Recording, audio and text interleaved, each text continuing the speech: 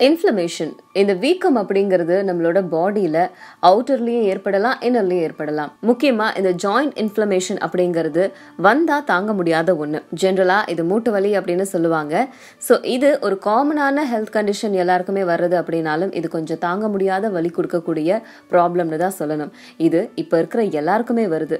Even after 30க்கு மேல கூட எல்லாருக்குமே வருது. இது மெடிகேஷன்ஸ், எக்ஸசைசஸ், சர்ஜரி இது மூலமா சரி பண்ணலாம் அப்படின்னாலும் சில நேச்சுரல் ரெமெடிஸ் இருக்கு. அதை வச்சும் இந்த இன்ஃப்ளமேஷன் சரி பண்ணலாம். முதல்ல டொமேட்டோஸ். உங்களோட டயட்ல டொமேட்டோவோட பங்கு அதிக அளவில் இருக்கிற மாதிரி பார்த்துக்கோங்க. நீங்க சாஸ் இந்த மாதிரி போனீங்க அப்படின்னா டொமேட்டோ கெச்சப்பை எடுத்துக்கோங்க. டொமேட்டோ காமனா ஆன்டி இன்ஃப்ளமேட்டரி ப்ராப்பர்ட்டிஸ் கொண்டது. அதனால இது நீங்க எடுத்துக்கிறது மூலமா இந்த இன்ஃப்ளமேஷன் ப்ராப்ளம்ல இருந்து சரியாகலாம். அதே மாதிரி அதிக அளவுல சோடா கன்சியூம் பண்றதும் இல்லைன்னா ப்ராசஸ்ட் ஜூஸை நீங்க ஆர்டிஃபிஷியலா ஸ்வீட்னரை சேர்த்த ஜூஸை எடுத்துக்கிறது மூலமாகவும் உங்களுக்கு இந்த ஆர்த்ரிட்டிஸ் ப்ராப்ளம் வரலாம்.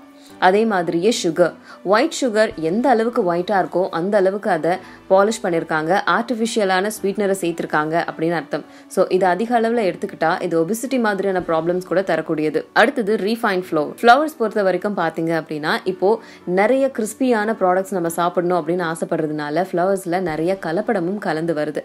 இதை நாம எடுத்துக்கிறது மூலமா நமக்கு மூட்டு வலி ஏற்படுது. ஃப்ரைட் ஃபுட்ஸோ இல்லைன்னா டைரி ஃப்ரூட்ஸோ இதை அதிக அளவில் எடுத்துக்கிறதுனால மூட்டு வலி வரும். ப்ராசஸ்ட் மீட், ஆல்கஹால் இது ரெண்டுமே உங்களுக்கு மூட்டு வலியை கொடுக்கக்கூடியது. அண்ட் அது மட்டும் இல்லாமல் உங்களோட ஹெல்த்தை டோட்டலாக ஸ்பாயில் பண்ணக்கூடியது. ஸோ இந்த ஃபுட்ஸ் எல்லாத்தையுமே நீங்கள் அவாய்ட் பண்ணிட்டீங்க இல்லை ரொம்ப கண்ட்ரோலில் வச்சுருக்கீங்க அப்படின்னாலே இந்த ப்ராப்ளம் உங்களுக்கு வராது.